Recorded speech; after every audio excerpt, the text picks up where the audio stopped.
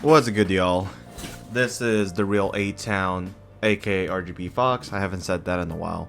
And I am here presenting what looks to be Striker against Yummy. Nicholas Boswell versus Andrew T. And we see Andrew starting the turn off. However, Nick will activate a Perulia here. Thing is that a Striker can play around the Perulia with no problem. So we're gonna see Andrew start with a multi-roll, not having to respond to the Perulia at all here, and we're gonna see him set a card. Let's see. From here, he's going to activate, I believe that's Linkage, and that will be met by a Fuolos. Now, I'm kind of confused as to why he... Oh, you know what? He does have to send a card. That's true. That's unfortunate. Here, he's going to bring out the Sky Striker A0, and I believe 0 on summon can search for any Sky Striker card in the deck or graveyard and add it back. Could be just a spell, but that's what I remember at the very least. Now, from here, Nick is reading the card ever so carefully. Alright, looks like this will be allowed to go through, and from here we are going to see him add a copy of Engage. Now, will he have 3 spells here? I mean, he can always go for the multi-roll send. Okay, he's gonna activate Widow Anchor. Interesting. So he did that to get the 3rd spell in the graveyard, but would it not have been better to just activate the multi-roll to send the Widow Anchor and then he can't respond? Because what if he ashed you there? Because I don't think 0 can be used for a link material this turn. Interesting. Andrew probably not very proficient with the deck here. However, he did activate, what, 3 Striker cards? So he will be able to set 3 here. Probably going to be the Linkage, the Widow Anchor, and the last one, which is the Lemon's Gate. He should, yeah, that's what he should set, not Engage, because, you know, if they do end up hitting the Engage... Oh, really? Just one. Let's see. He activated multi-roll, then he activated Linkage, Engage, and Widow. So why didn't he set the cards in hand then, if that was going to be the case? It's okay. I think the reason is so that he can keep the, you know, spells in the grave, but it's whatever. We are going to see Nick start his turn by activating Imperm on the 0. Now 0 has no effect effectively. From here, he is going to activate his own copy of Engage and then add the Hornet Drones. Hornet Drones now activating to special summon the token. And then he's going to link it off for the Kagari. Will Andrew negate the Kagari's effect? Because there's a potential that Nick doesn't have anything else, right? Like, the beauty of the Striker cards in Yummy is that it gets you access to the Cup C Synchro, which can get you to search. And sometimes stopping the Kagari is enough. It looks like Andrew's deliberating, but choosing not to use it, which I think is also smart. But there are risks involved in letting this go through. From here, we're going to see him activate Hornet Drones again, and we are going to see him synchro more than likely for the Cup C Yummy. But he does have the Cup C in hand anyway, so him negating the Striker Kagari would have not changed the outcome of this game. With only 1 Widow Anchor and nothing else set, I can't imagine Andrew's turn being that good. I mean, he has double Widow Anchor, right? But, you know, I'm talking about in reference to what's going on here. Let's see. So Andrew is going to go ahead and activate the Widow Anchor, targeting the Cup C. I think he does have 3 spells in the graveyard, so he's going to be able to steal it, but this doesn't really get him anywhere, because now this blocks off his 2nd Widow Anchor in the set. That one should be banished, I believe, by the way. this. Okay. So yeah, Judge is just making sure that there are 3 spells. I mean, this is still fine.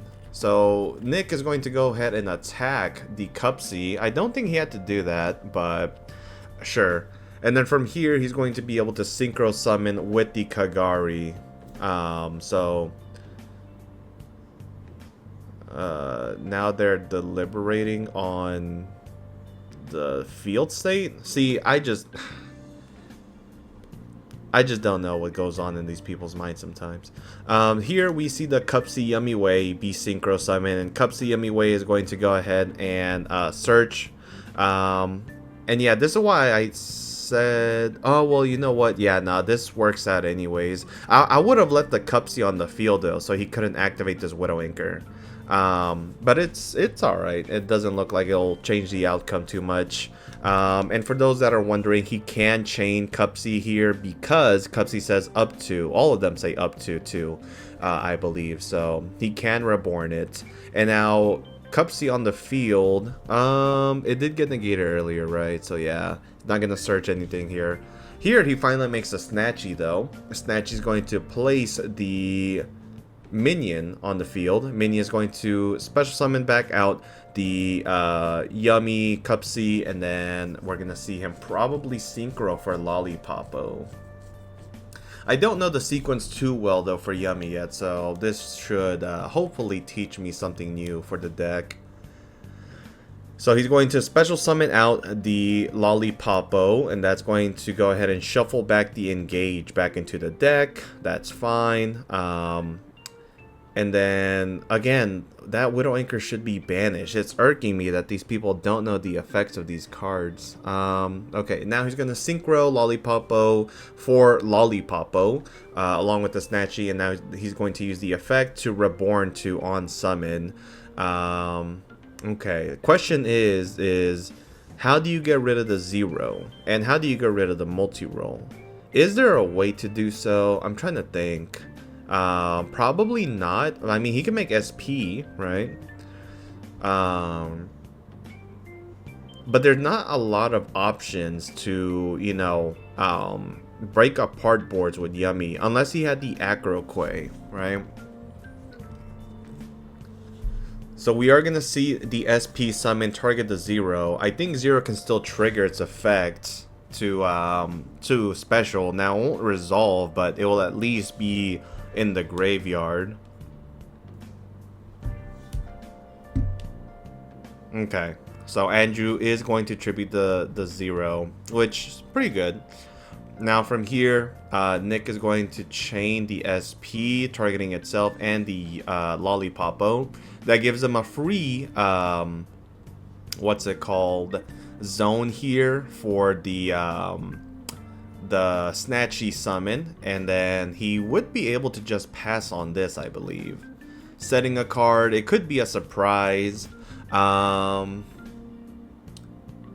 now on end phase, he is going to get back the Lollipopo plus the SP Little Knight. So quite a bit of interruption here from Nick's side. We'll go ahead and see him pass turn, and now we're going to see Andrew draw. So I think he drew into a Lemon's Gate. What is the sequence here? Let's see. This would be... okay. So Lemon's Gate is kind of a board breaker, actually. Again, makes me wonder why he didn't, you know, set the cards last turn, but I mean, it's quite obvious as you saw him play. He just decided to keep the 3 spells so that he can utilize the secondary effect of the Widow Anchors, which was kind of greedy in my opinion. My god, he's not banishing the Widow Anchor. So we're gonna see Andrew start his turn by activating a copy of the Widow, or not Widow Anchor, but Hornet Drones. He's going to chain the Called By, targeting the Snatchy, which is really important here. If he has a surprise, I believe he has to trigger it. Oh no, he has to just lose it. Okay, now Cupsy on summon will be able to go ahead and add him a copy of the, I mean, yeah, I mean, it's either adding a copy of Surprise or Drawing. And he ends up actually instead grabbing Lollipopo. So, I don't know why he didn't, you know, make the cookie into a Snatchy, because let's say they banish the Snatchy, then you can chain the effect to Synchro if you have a body, which he did. He had the Lollipopo.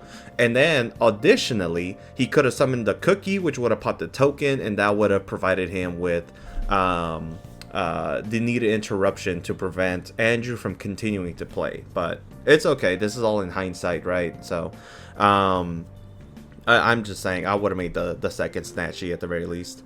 So we are gonna see. Let's see. We're gonna see the Kagari get negated. It's quite okay. I mean, he has the Lemon's Gate, but I don't think the Lemon's Gate is gonna do anything much from here. Well, no, that's not true. It can remove some cards like the SP, but I mean, it just changes its effect anyway, so it's not like it's that important. Looks like they're also going over the amount of damage that's on field, and Andrew feels compelled to just scoop the game, so we'll be back for game number 2. Game 2 starts, and we're gonna see Andrew start yet again. Looks like he has a lot of good cards in hand. I mean, he has a Strike, he has Engage, Desires. He's going to use that Engage to add the Ray, but he does get hit with a Droll and Lockbird. Does he have a Crossout or a Called By? And the answer is no, not at all.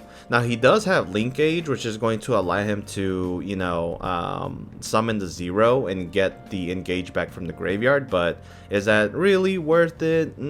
Probably not, no. So he is just going to instead Ray into 0. Can you do that? I know Ray contribute to special summon a Link, but the 0 need that. Yeah, it can. Okay, that's pretty dope. So the 0 or the 0 will go ahead and re-grab the Engage. You're gonna set 2 cards, 3 cards. I don't recommend this because you're just gonna get Harpies, right? Like, okay, well, we're going to see Nick have the same starter with the Engage. Andrew legit has no response for this, so, I mean, he's just going to have to let this go through. And then he will add the Hornet Drones to summon, getting himself a token. I wonder if you would, like, side into, like, something like an Afterburners, potentially. You know, just so you can start breaking apart the board as well, or maybe some jamming waves. Probably not. I haven't seen the OCG do it, and I believe it wouldn't be done in the TCG either.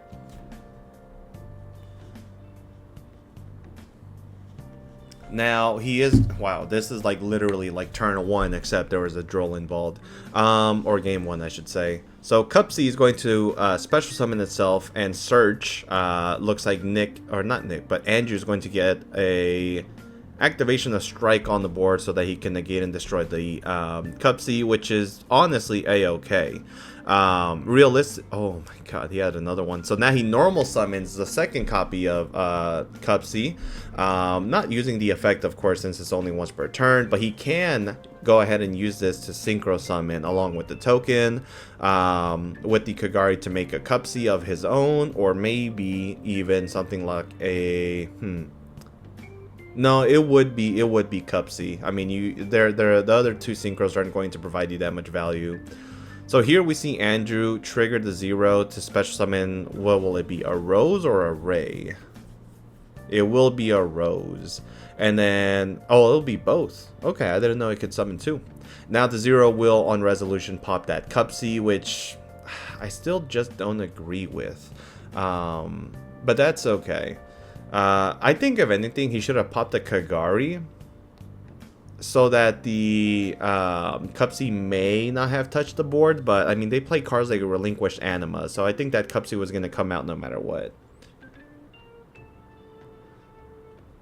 Nicholas shuffling his hand so fast. What is he going to do here? He's going to now activate the talents. I believe this is going to be used to draw 2 cards, but instead he will go ahead and take the Ray, activating the minion effect to special summon back out the Cupsy. And this is why this deck can be so annoying. It has so many extenders that it's almost not worth hitting the first summon on the field, and especially when they start with the Sky Striker cards, it's just that much more efficient in my opinion.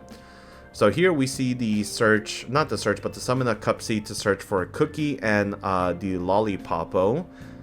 Looks like the judges are still unfamiliar with these card effects, man. Like, what's going on? Now we're going to see him resolve the card by discarding the Cookie, special summoning now the Lollipopo, unless Andrew has another response, but I literally do not think he does. Lollipopo is now going to target the Ray to shuffle it back into the deck, and now he's going to link off with the Cupsy to make the Snatchy. Snatchy could place a field spell, the other one, but I don't think it'd be worth it.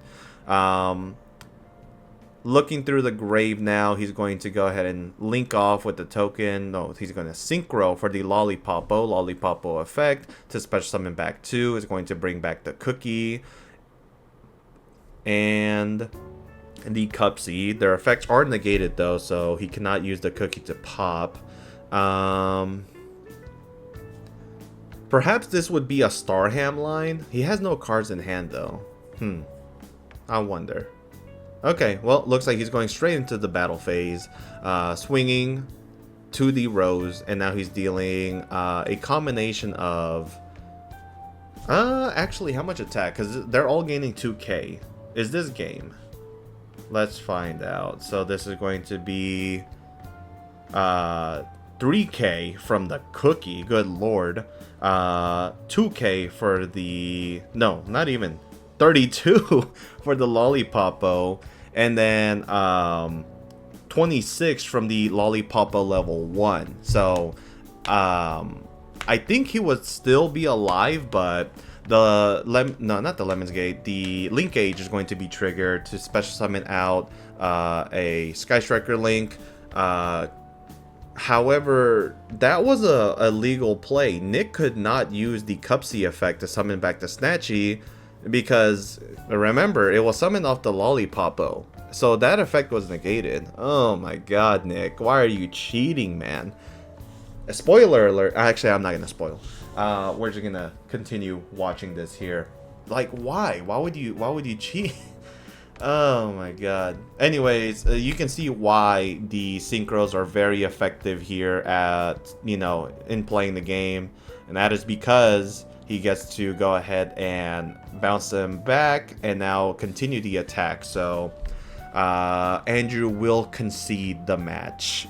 Thank you guys for watching. If you guys want to play tournaments just like this one, please go to Card Haven, located in Louisville, Texas, where they have tournaments multiple days a week, and not just for Yu-Gi-Oh, but also for Pokemon, Y Schwartz, etc.